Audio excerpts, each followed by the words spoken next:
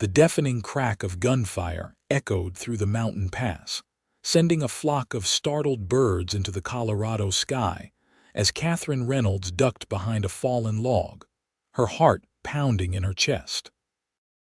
The stagecoach that had been carrying her to Montrose lay overturned a quarter-mile back, the driver and guard both dead, and Katherine alone had managed to flee into the wilderness as the bandits ransacked the vehicle.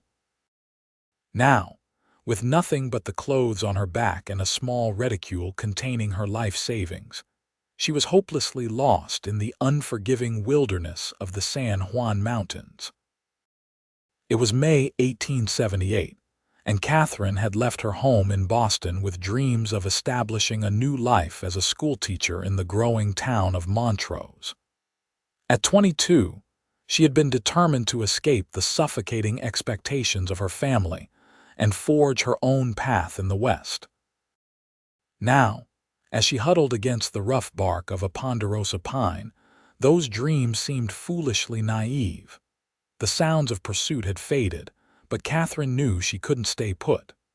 The sun was already dipping toward the jagged mountain peaks, casting long shadows across the forest floor. Night would bring freezing temperatures at this elevation, even in late spring. With trembling limbs, she rose and began walking, choosing a direction that seemed to lead downhill, hoping it would eventually guide her to water and civilization. As darkness fell, Katherine stumbled through the underbrush, her fine traveling dress now torn and muddy. Her boots, designed for Boston's cobblestone streets, were ill-suited to the rocky terrain, and blisters had formed on her heels and toes.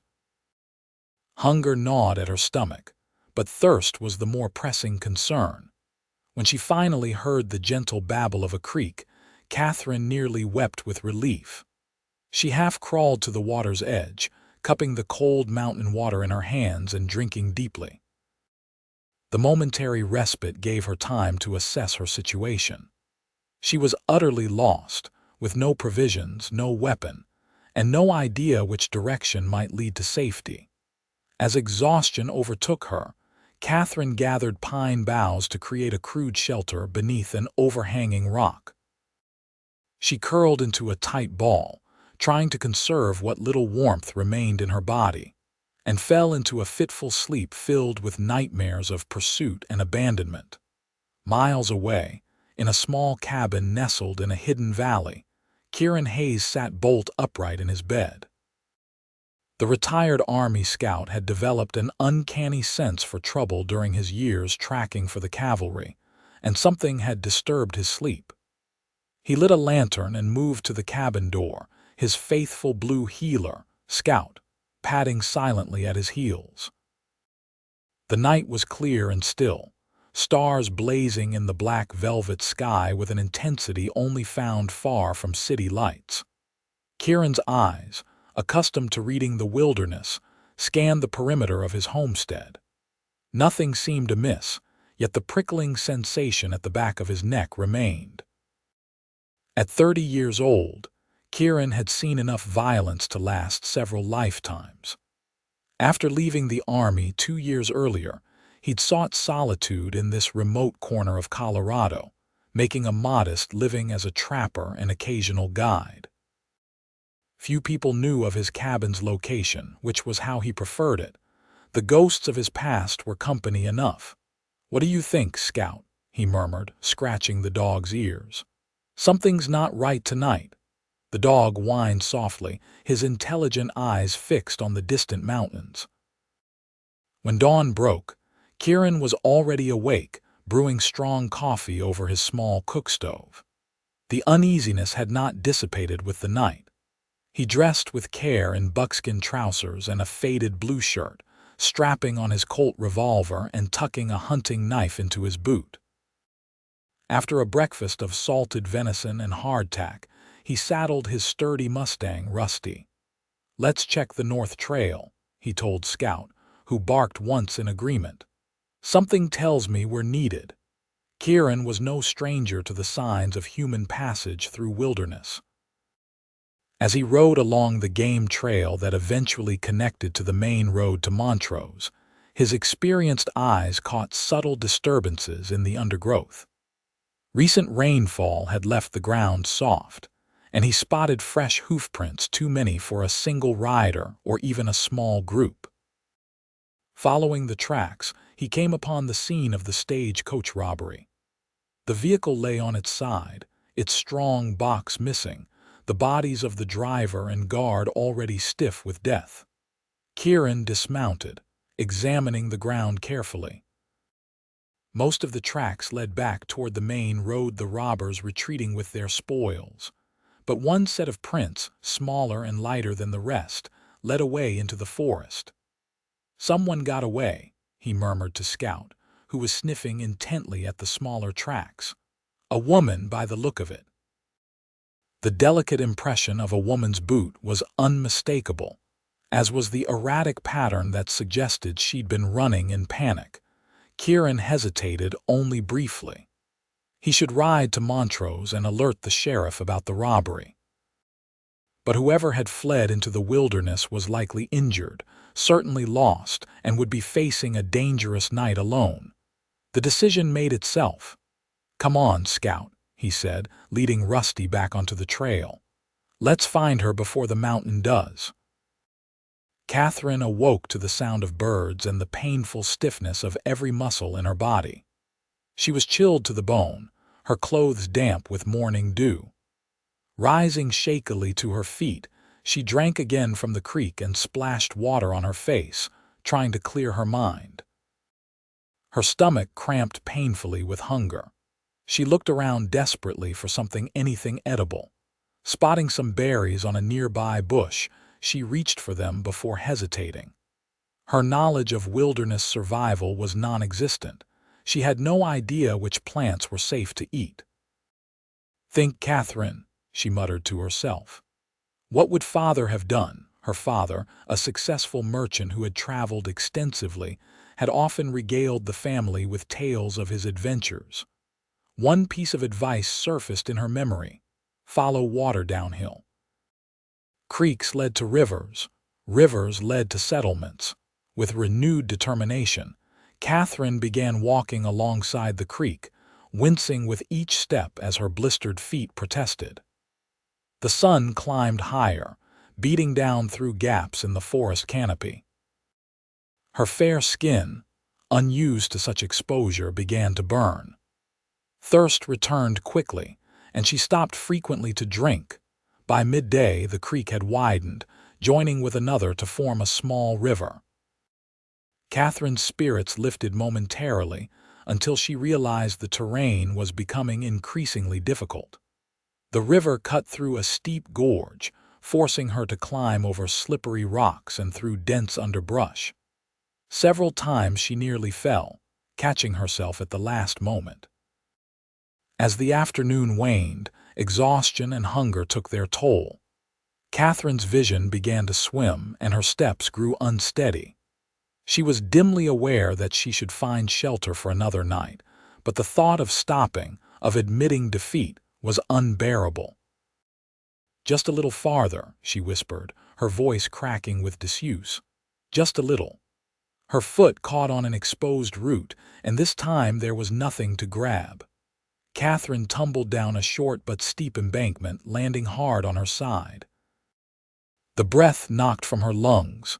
She lay gasping, tears of pain and frustration welling in her eyes. It was there, curled on the ground in a clearing beside the river, that Kieran Hayes found her. He had followed her trail throughout the day, impressed despite himself at how far she had managed to travel. The tracks told a story of determination and growing weakness. When Scout suddenly raced ahead, barking excitedly, Kieran knew they had found their quarry. Katherine heard the dog before she saw it, a sharp, excited bark that cut through her misery. Struggling to sit up, she saw a blue-gray dog bounding toward her, followed by a man on horseback. Her first instinct was fear. Was this one of the bandits, tracking her down to eliminate a witness? She tried to scramble backward, but her body refused to cooperate. Kieran dismounted smoothly, approaching slowly with his hands held out to appear non-threatening. "Easy now," he called. "I'm not going to hurt you, madam." Katherine stared at him, taking in his appearance. Tall and broad-shouldered, with sun-darkened skin and eyes the deep blue of mountain lakes. His light brown hair was overlong, tied back at the nape of his neck, and a short beard covered his jaw. He didn't look like the bandits she'd glimpsed, with their city clothes and kerchiefs covering their faces. "Who are you?" she managed, her voice barely above a whisper. "Name's Kieran Hayes, madam. I found the stagecoach and followed your trail." He crouched a few feet away from her, respecting her space. "You're safe now. I'm going to help you." The simple kindness in his voice broke something inside Katherine. 2 days of terror, pain, and desperate struggle caught up with her at once, and she began to weep, silent tears streaming down her dirt-smudged face. Without a word, Kieran moved to his saddlebags, retrieving a canteen and a small bundle wrapped in cloth. He approached again, offering the canteen first. "Small sips," he advised. "Too much at once will make you sick." Katherine obeyed, the cool water soothing her parched throat. When he unwrapped the bundle to reveal jerky and hardtack, she had to force herself not to grab it from his hands. "Thank you," she whispered, taking the offered food. "I thought I was going to die out here." "You're tougher than you look," Kieran said with a slight smile. Most city folk wouldn't have made it half as far. As Katherine ate slowly, Kieran built a small fire. The sun was setting, and though they were only a day's ride from his cabin, he knew the woman was in no condition to travel further today. "We'll spend the night here," he decided. "In the morning, I'll take you to my cabin. It's not much, but it's warm and safe. From there, we can figure out how to get you to wherever you were headed." "Montrose," Katherine said, feeling strength returning with food and water. "I was going to be the new schoolteacher." Kieran nodded. "Montrose is about 3 days' ride from my place. Once you've rested, I can take you there." As night fell fully, Katherine found herself wrapped in Kieran's spare blanket, sitting close to the fire. Scout had decided she was acceptable company and lay curled against her side, a warm, comforting presence. The terror of the past days began to recede, replaced by a cautious sense of safety. "May I ask your name, madam?" Kieran said from across the fire, where he was preparing coffee in a small tin pot. "Katherine Reynolds," she replied. "From Boston." "Boston to Montrose is quite a journey, Miss Reynolds, especially for a schoolteacher." Katherine studied him over the flames. Despite his rough appearance, there was an intelligence in his eyes that suggested he was more than a simple mountain man. "I wanted something different," she said simply. "Something real." Kieran's mouth quirked in what might have been a smile. "Well, you certainly found that. The wilderness doesn't get much more real." As they shared the coffee, bitter but warming, Katherine felt compelled to tell her story. The words poured out. Her stifling life in Boston, her decision to answer the advertisement for a teacher in Montrose, the stagecoach journey that had started with such hope and ended in violence. Kieran listened without interruption, his face grave when she described the robbery and her desperate flight into the forest. "You were lucky," he said when she finished. "Those men are part of the Blackwell gang. They've been terrorizing the stagecoach lines for months. They don't usually leave witnesses." A shiver ran through Katherine, having nothing to do with the cooling night air. "Will they come looking for me?" Kieran shook his head. "Unlikely. They probably think you died in the wilderness. And even if they suspect otherwise, they won't risk coming near Montrose for a while. The law will be looking for them hard after this." The reassurance should have comforted Katherine, but as the adrenaline of survival faded, the reality of her situation began to sink in. She had lost everything: her luggage, her teaching materials, all the small comforts she had brought to make a strange place feel like home. "What will I do now?" she whispered, more to herself than to Kieran. "One step at a time," he answered anyway. "First, we get you somewhere safe to recover. Then we'll figure out the rest." The simplicity of his plan was oddly comforting. Katherine nodded, suddenly overwhelmed with fatigue. Her eyes grew heavy and she swayed where she sat. "Sleep," Kieran said gently. "I'll keep watch." Katherine didn't need to be told twice. She curled up near the fire, Scout still pressed against her, and fell into the first peaceful sleep she'd had since leaving Boston. Kieran watched her for a long time, this strange, brave woman who had survived against all odds. There was something compelling about her, not just her delicate beauty, now smudged by dirt and marked by sun, but the determination that had driven her forward when most would have given up. It had been a long time since Kieran had allowed himself to care about another human being. The war, and his years as a scout afterward, had taught him the pain of attachment all too well. Yet as he watched Katherine Reynolds sleep, something long dormant stirred within him, an instinct to protect, to care, that went beyond simple human decency. Troubled by emotions he thought he'd buried years ago, Kieran turned his gaze to the stars, standing guard through the long night hours as Katherine slept on. Dawn broke with a gentle mist rising from the river. Katherine awoke slowly, momentarily disoriented until the events of the previous days came flooding back. She sat up, wincing at the stiffness in her muscles, and found Kieran already awake, tending a small morning fire. "Good morning," he said, offering her a tin cup of coffee. "How are you feeling?" Katherine accepted the cup gratefully. "Like I've been trampled by a herd of cattle," she admitted with a weak smile, "but alive thanks to you." Kieran shrugged off her gratitude. "You did the hard part, I just followed the trail." After a simple breakfast of the remaining jerky, Kieran helped Katherine onto Rusty. "I'll walk alongside," he explained, taking the reins. "It's not far to my cabin." The journey took most of the morning. Katherine, despite her exhaustion and pain, couldn't help but be awed by the beauty surrounding them. Towering pines gave way to aspen groves, their new spring leaves shimmering like gold coins in the sunlight. Wildflowers carpeted open meadows, and distant peaks still capped with snow rose majestically against the clear blue sky. "It's beautiful," she breathed, taking it all in. "That it is," Kieran agreed, his eyes scanning the horizon out of habit. "Different kind of beauty than you'd find in Boston, I expect." "Boston has its charms," Katherine said, "but nothing like this. This vastness, it makes one feel very small. That's the truth of it. Out here, a person learns their proper place in the world." By midday, they crested a small rise, and Kieran's cabin came into view. It was a sturdy structure built of hand-hewn logs, nestled in a protected valley with a small creek running nearby.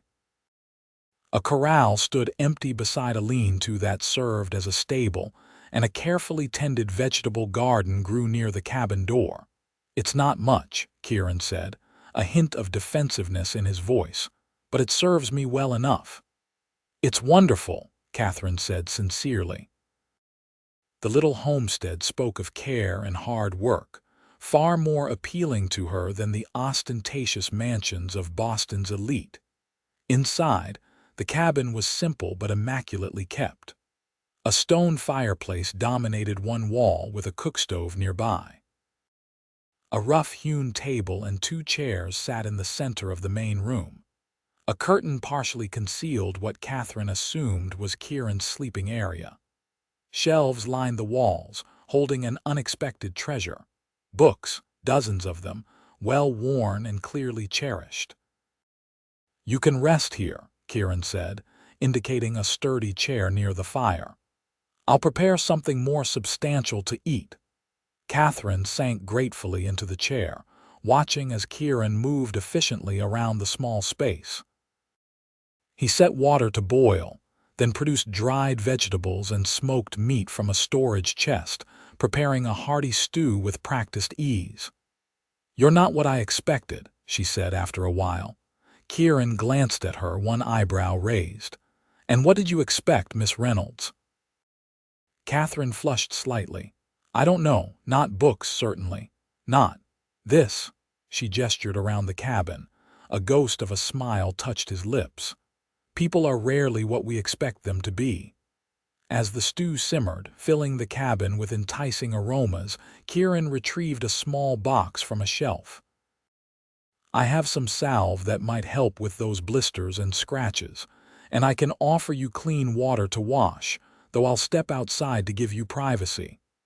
The thoughtfulness of the gesture touched Katherine deeply. "Thank you, Mr. Hayes. Kieran," he corrected. "Out here, formality seems a bit unnecessary."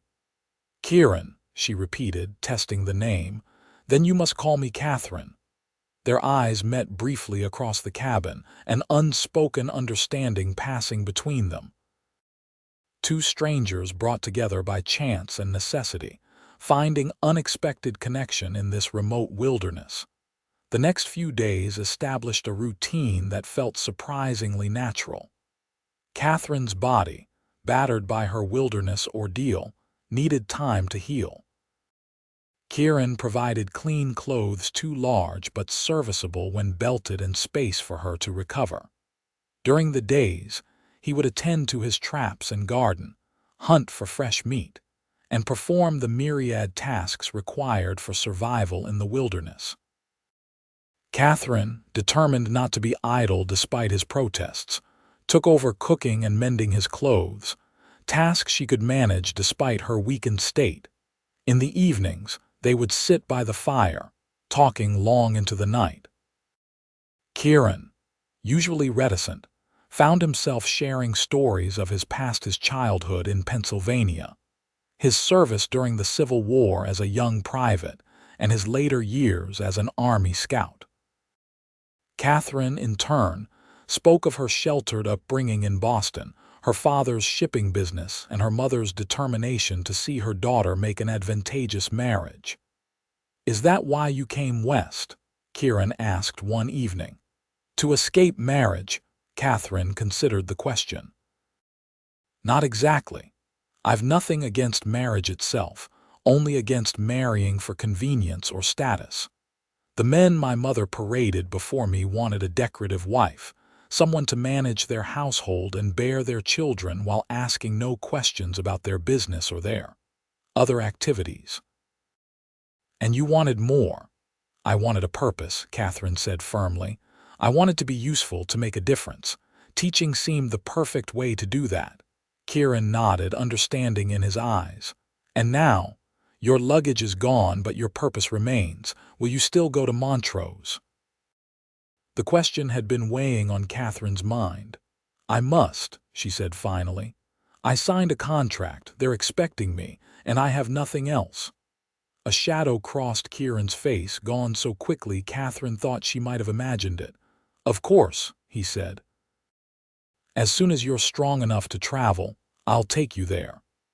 But as the days passed and Katherine's strength returned, neither of them mentioned departure. There was always another reason to stay, a storm threatening on the horizon, game to be smoked for winter stores, berries to be gathered and preserved. Excuses, Katherine knew, but she couldn't bring herself to press the issue. The truth was, she was reluctant to leave the peace she had found in this hidden valley. More than that, she was reluctant to leave Kieran. The taciturn mountain man had revealed himself to be educated, thoughtful, and kind beneath his rough exterior. His quiet strength and unwavering competence in this harsh environment fascinated her. For his part, Kieran found his solitary routine disrupted in ways he had never anticipated. Katherine's presence filled his cabin with a warmth that had nothing to do with the fire in the hearth. Her quick mind and curious questions challenged him to think beyond mere survival, to remember the man he had been before war and wilderness, had shaped him into something harder. On a clear summer evening, nearly 2 weeks after Kieran had found Katherine in the wilderness, they sat outside the cabin watching the sunset paint the western sky in shades of gold and crimson. Scout lay at Katherine's feet, the dog having transferred his complete loyalty to her within days of her arrival. "I've been thinking," Kieran said, breaking a comfortable silence. "About Montrose." Katherine's heart skipped. "Oh, the town's growing fast. They've got a sawmill now and a proper general store. The railroad's coming through next year, they say." "That sounds promising for a new settlement," Katherine said carefully, unsure where he was leading. "It is." Kieran hesitated, then plunged ahead. "They'll be wanting furniture when the new houses go up. Good, solid pieces that will last. I've been working with wood all my life, learned cabinetry from my father before the war." Understanding dawned on Katherine. "You're thinking of setting up as a furniture maker in Montrose?" Kieran nodded, not quite meeting her eyes. "Been thinking about it for a while, truth be told, this life. It's been what I needed after everything. The quiet, the solitude, but maybe it's time for something else." His gaze finally lifted to hers. "If I had a reason." The implication hung in the air between them, unspoken but unmistakable. Katherine's breath caught in her throat. "Kieran," she began, uncertain what to say. He held up a hand to stop her. "I'm not asking anything of you, Katherine. I know you came west for independence, not to tie yourself to some rough mountain man you've barely known a fortnight." His smile was self-deprecating. "I'm just saying, if you're bound for Montrose anyway, I might find my way there too. In time."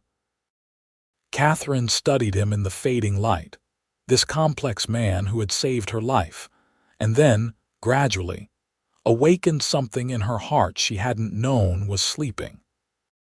She thought of the future she had planned, teaching in a frontier town, building a life of meaning and purpose far from Boston's constraints.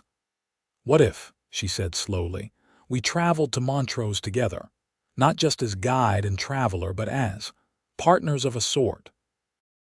Kieran's expression shifted from resignation to cautious hope. "What sort of partnership did you have in mind?" "One where we support each other's endeavors. You with your furniture making, me with my teaching. One where we explore what might be between us without rushing to define it." Katherine's cheeks flushed, aware she was being forward in a way her mother would find scandalous. "That sounds like a sensible arrangement," Kieran said, though his eyes belied the casual nature of his words. "But people will talk." Katherine laughed, the sound bright in the gathering dusk. "People always talk, Kieran. In Boston, in Montrose, even in this wilderness if there were more people to do the talking. I've stopped concerning myself with it." For the first time since she'd known him, Kieran laughed to a deep, rich sound that transformed his face, erasing years of solitude and hardship. "You're quite something, Katherine Reynolds," he said, shaking his head in wonder. "As are you, Kieran Hayes," she replied, suddenly bold enough to reach for his hand.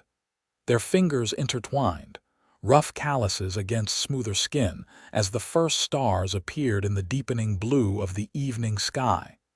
The journey to Montrose began 3 days later. Katherine, fully recovered and wearing clothes Kieran had traded for at a nearby hunting camp, rode rusty. Kieran walked alongside, leading a borrowed pack mule laden with his most essential possessions and tools. The cabin would remain as a hunting lodge and occasional retreat, but their future lay in Montrose. The 3-day journey passed pleasantly, despite summer heat and occasional afternoon thunderstorms. They camped beneath the stars, and Katherine found herself appreciating the wilderness in a way that would have been impossible during her desperate flight 2 weeks earlier. With Kieran beside her, pointing out the names of plants and wildlife, teaching her to read the weather and the land, The mountains became a place of wonder rather than terror. On the afternoon of the third day, they crested a hill and saw Montrose spread out below them in a broad valley. It was larger than Katherine had expected, though still tiny compared to Boston. Wooden buildings lined a main street, with houses scattered outward. A new church steeple rose near the center of town, gleaming white in the sun. "It's grown since I was last here," Kieran remarked. "Must be 100 buildings now." Katherine took a deep breath, anxiety and excitement mingling in her chest. "It looks promising." Kieran glanced at her, reading the uncertainty in her expression. Having second thoughts, "No," she said firmly, "just first-time nerves. It's really happening, the new life I dreamed of. With some unexpected detours," he added wryly. Katherine smiled at him, warmth spreading through her at the affection in his eyes. "The best journeys often have them." They made quite a sight entering town, a beautiful young woman in borrowed men's clothing riding a Mustang, accompanied by a bearded mountain man and a blue heeler dog trotting at their heels. Curious glances followed their progress down the main street toward the two-story building that housed both the mayor's office and the town's only hotel. Mayor Thomas Wilkins was a portly, affable man with a businessman's shrewd eyes. He greeted Katherine with genuine relief. "Miss Reynolds, we'd given you up for lost when the stage didn't arrive. News of the robbery reached us 2 weeks ago. Terrible business, just terrible. We sent a search party, but they found only the wreckage and the poor souls who didn't make it. How on earth did you survive?" Katherine gestured to Kieran, who stood somewhat uncomfortably in the mayor's cluttered office. "Mr. Hayes found me. He saved my life." The mayor's eyes widened with recognition. "Hayes didn't place you with that beard. You're the scout who helped the army track down those renegades 3 years back, aren't you? Heard you'd gone to ground in the mountains." Kieran nodded stiffly. "Yes, sir, that was me." "Well, sir, you've done this town a great service." The mayor pumped Kieran's hand vigorously. "We were in dire straits about finding another teacher before the school term starts next month. The children have been running wild since old Mrs. Barton passed last winter." As the mayor launched into town business, explaining to Katherine that temporary accommodations had been arranged at the hotel until the teacherage beside the schoolhouse could be prepared, Kieran found himself studying the man with a scout's practiced eye. Wilkins seemed genuinely pleased that Katherine had survived, but there was a calculating quality to his effusiveness that raised Kieran's hackles. "Of course, the town council will want to meet you properly," the mayor was saying to Katherine. "We have certain standards for our schoolteacher. You understand, a teacher must be above reproach in all things." His eyes flickered briefly to Kieran, then back to Katherine. "Especially one so young and attractive." Katherine's back stiffened. "I assure you, Mayor Wilkins, my conduct is beyond question. Mr. Hayes behaved as a perfect gentleman throughout our acquaintance." The mayor raised his hands placatingly. Of course, I meant no offense. Now about your contract." As the conversation turned to practical matters, Kieran excused himself, saying he needed to find accommodations for himself and stabling for the animals. Katherine shot him a concerned glance, but remained to finalize her arrangements with the mayor. Outside on the busy street, Kieran took a deep breath, suddenly overwhelmed by the number of people after his years of relative solitude. Scout pressed against his leg, equally uncomfortable with the bustle. "Come on, boy," he murmured. "Let's find a place to stay." The Montrose Hotel was beyond Kieran's means, but he found a reasonable room above the livery stable where he could also board Rusty and the mule. The stableman, a grizzled old-timer named Jeb, remembered him from his army days and offered a fair price. "Heard you turned hermit," Jeb remarked as he showed Kieran the small but clean room. Something like that, Kieran admitted. Well, you picked a good time to come back to civilization. Town's booming. Railroad survey team was through last month confirming the route. Property values are set to triple once the tracks are laid. Kieran nodded, only half listening as he assessed the room. It would do for now, until he could establish himself and find a more permanent situation. If he stayed. If Katherine still wanted him to stay once she settled into her new position. The doubts that had been gnawing at him since they'd decided to come to Montrose together resurfaced. Katherine was educated, refined, clearly destined for respect and prominence in a growing frontier town. What could he offer her that would compare to the future she could build for herself? The answer came in Katherine's own voice, hours later when she found him sitting alone outside the livery, smoking a rare cigarette. "There you are," she said, settling beside him on the rough bench. She had clearly been to the hotel, having bathed and changed into a simple but new dress that the mayor's wife had lent her. "I was beginning to think you'd slipped back into the mountains without saying goodbye." The half-jest held a note of genuine concern that pierced Kieran's doubts. "Not without saying goodbye," he said softly. Katherine studied his profile in the gathering dusk. "But you're thinking about it, leaving." It wasn't a question. Kieran sighed, flicking away the cigarette. "You fit here," he said finally. "I saw how the mayor looked at you like you were the answer to the town's prayers. Which you might well be. They need a teacher, you need a fresh start. It's perfect." "And where do you fit in this perfect picture?" Katherine asked, her voice gentle but insistent. Kieran shook his head. "That's just it. I'm not sure I do. I'm a man who spent the last 2 years talking more to his dog than to people. Before that, I hunted men for the army. Before that, I killed other men in a war, not exactly the companion a respectable schoolteacher should keep." Katherine was quiet for a long moment. When she spoke, her voice held a steel that surprised him. "I did not come all the way from Boston, survive a stagecoach robbery, and nearly die in the wilderness just to have a bunch of frontier townspeople tell me who I can associate with." Kieran turned to look at her fully, taken aback by her vehemence. "Furthermore," she continued, warming to her subject, "I did not spend 2 weeks in your cabin, learning to see the man beneath the solitude and the scars, just to have you decide what's best for me without consulting me." "Katherine, no, you will listen to me, Kieran Hayes." She took his hand, gripping it tightly. "I know what I want. I want to teach. I want to build a life that has meaning, and I want to do it with you beside me if you'll stay." The simple declaration, spoken with such conviction, swept away Kieran's doubts like leaves before a wind. He looked down at their joined hands, then back to her face, glowing with determination in the last light of day. "When you put it that way," he said, a slow smile spreading across his face, "I find I haven't got much of an argument." Katherine's answering smile was radiant. "Good, because I can be very stubborn when I've made up my mind." "I've noticed," Kieran said dryly. Then more seriously, "It won't be easy.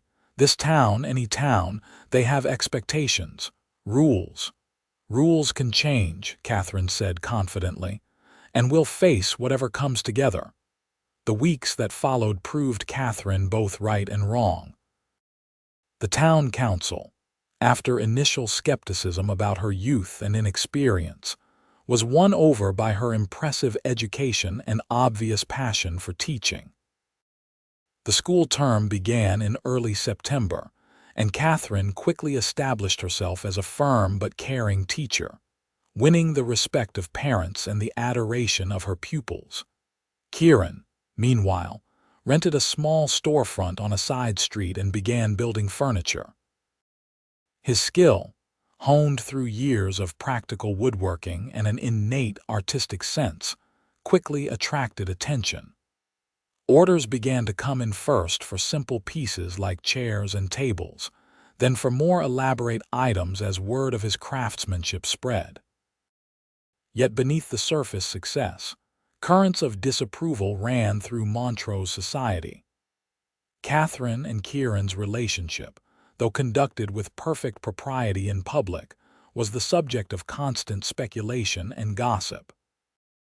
The fact that they had arrived in town together, that Katherine had clearly spent time alone with Kieran before reaching Montrose, was enough to raise eyebrows among the more conservative elements of the community. Mrs. Abigail Porter, wife of the town's only doctor and self-appointed arbiter of Montrose society, was particularly vocal in her disapproval. "A schoolteacher must be beyond reproach," she informed Katherine after church one Sunday, loudly enough for nearby parishioners to hear. "Children are impressionable, Miss Reynolds. They look to their teacher as an example of proper behavior." Katherine met the woman's gaze steadily. "I couldn't agree more, Mrs. Porter. That's why I strive to demonstrate honesty, kindness, and fairness in all my dealings." HMP8, Mrs. Porter sniffed.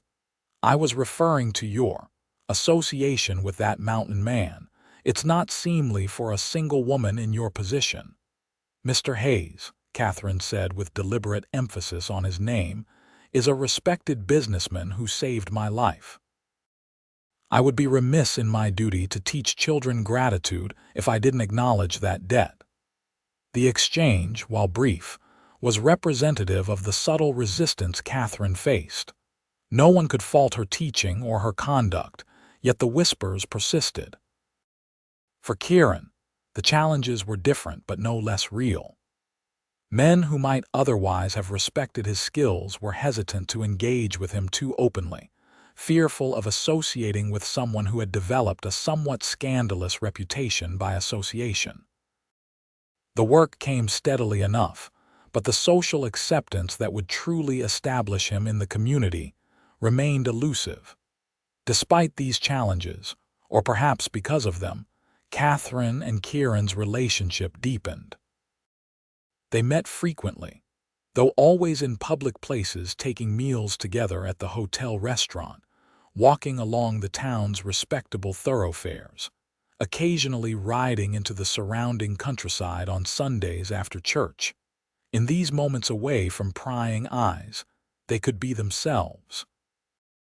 Katherine would shed the prim demeanor required of a schoolteacher, laughing freely and speaking her mind without constraint. Kieran, too, relaxed the careful guard he maintained in town, revealing the dry wit and quiet intelligence that had first drawn Katherine to him during their time in his cabin. It was during one such Sunday excursion, as they picnicked beside a clear mountain stream, that Kieran finally gave voice to the question that had been growing in his mind for weeks. "Katherine," he began, uncharacteristically hesitant, "I've been thinking." She smiled at him over the rim of her tin cup. "A dangerous pastime, indeed." He cleared his throat. "The thing is, I find myself wondering if there might be a way to silence the gossips once and for all." Katherine set down her cup, her expression growing serious. "I've wondered the same. But short of one of us leaving Montrose, which I refuse to consider, I'm not sure what would satisfy them." "There is one solution," Kieran said carefully, "traditional but effective." Katherine's breath caught as she realized his meaning. "Are you proposing?" Kieran smiled slightly. "I suppose I am, though I'm making a hash of it." He reached across the blanket to take her hand. "Katherine Reynolds, would you do me the honor of becoming my wife?" The question hung in the air between them, momentous yet somehow inevitable. Katherine looked at the man before her, so different from the suitors her mother had paraded in Boston drawing rooms, yet possessing a depth of character and a quiet strength that put them all to shame. "Yes," she said simply. "Yes, I will marry you, Kieran Hayes."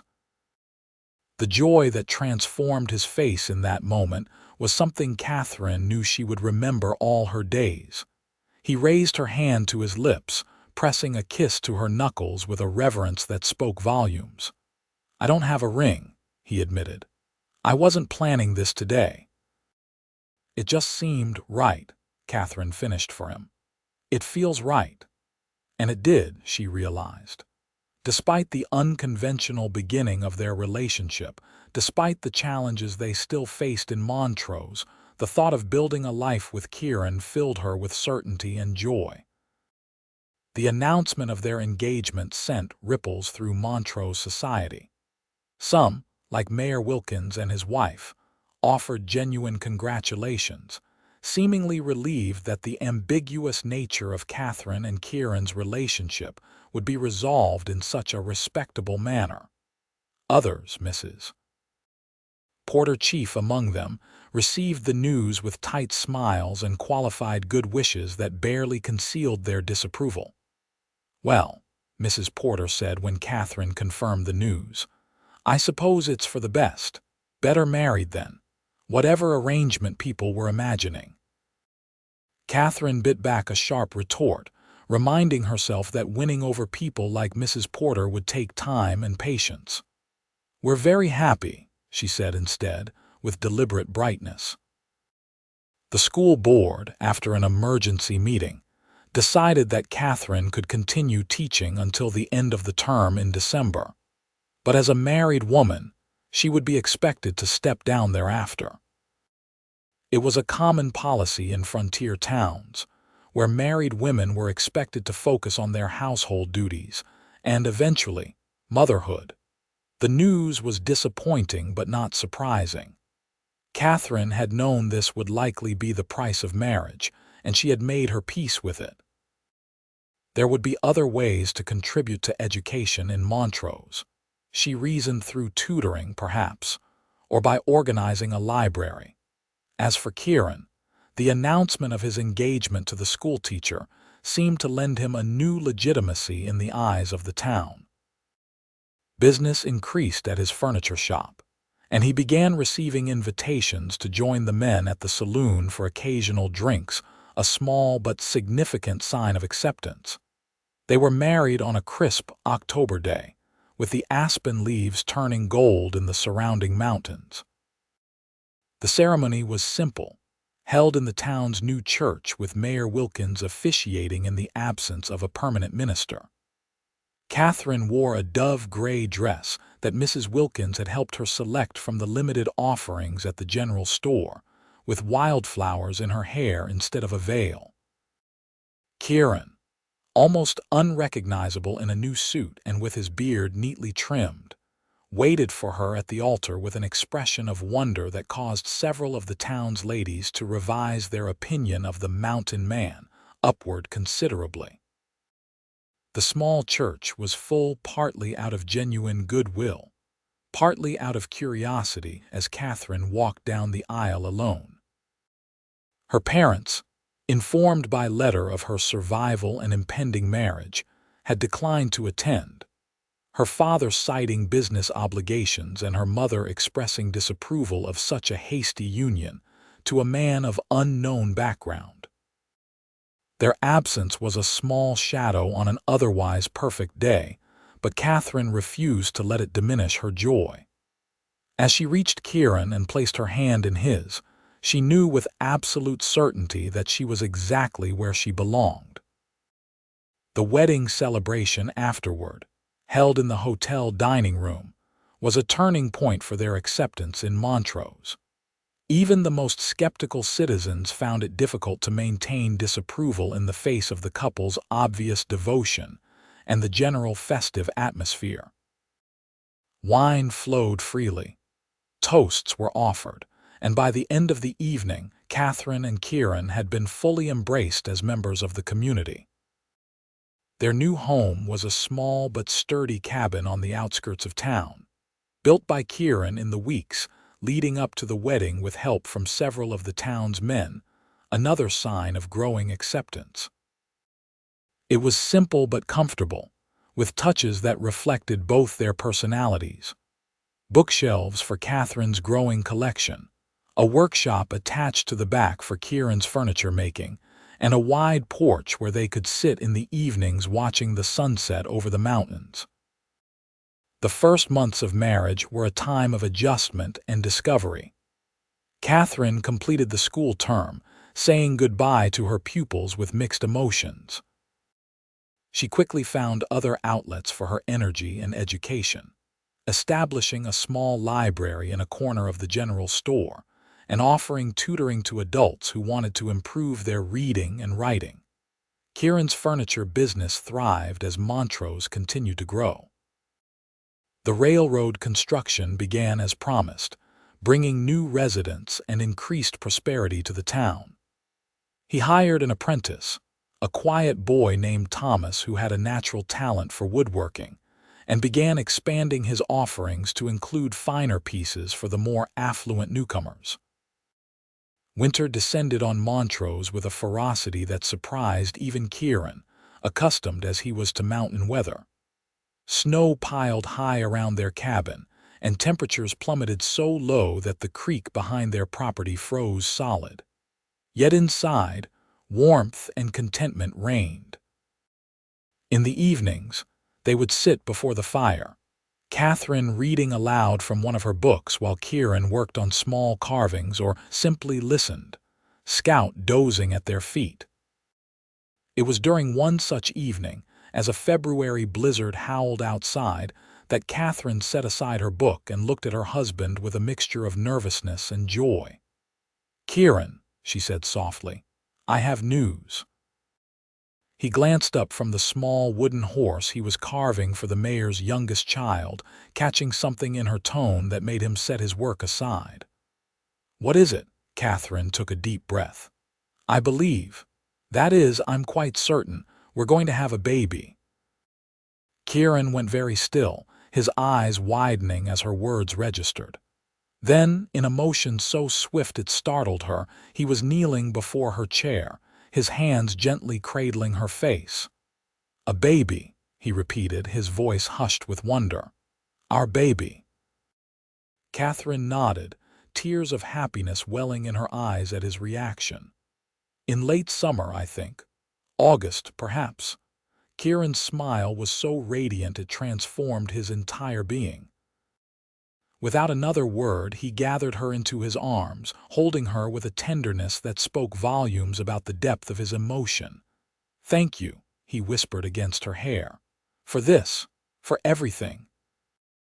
As winter gradually yielded to spring, Katherine's condition became apparent, and once again the couple found themselves the subject of Montrose gossip, this time largely benign and congratulatory. Even Mrs. Porter unbent enough to organize a sewing circle, where the town's women created baby clothes and shared advice on childbirth and infant care with the mother-to-be. The railroad reached Montrose in June 1879, bringing with it a surge of new activity and opportunity. Kieran's furniture shop was busier than ever, supplying pieces for the new hotel being built near the station and for the homes of railroad officials and workers settling in the area. Katherine, despite her advancing pregnancy, remained active in community affairs. She convinced the town council to allocate funds for a proper schoolhouse to replace the converted storage building where she had taught, arguing persuasively that quality education would attract more families to Montrose. "You're still teaching, just in a different way," Kieran observed one evening as they discussed her successful presentation to the council. Katherine smiled, resting a hand on her swollen belly. "I suppose I am, and soon I'll have the most important pupil of all." August arrived with a heat that seemed to shimmer in the air. Katherine's time was near, and Kieran found himself torn between the demands of his business and his desire to remain close to home. He need not have worried about being absent when the moment came their son announced his impending arrival with such decisive intensity that even Scout knew something momentous was occurring, barking frantically until Kieran sent him to fetch Dr. Porter. James Kieran Hayes was born as the sun rose over the mountains, entering the world with a robust cry that his father later claimed could be heard all the way to the railroad station. He had Catherine's deep blue eyes and a dusting of dark hair that promised to match Kieran's shade. "He's perfect," Kieran whispered, holding his son for the first time with hands that trembled slightly despite their strength. "Absolutely perfect."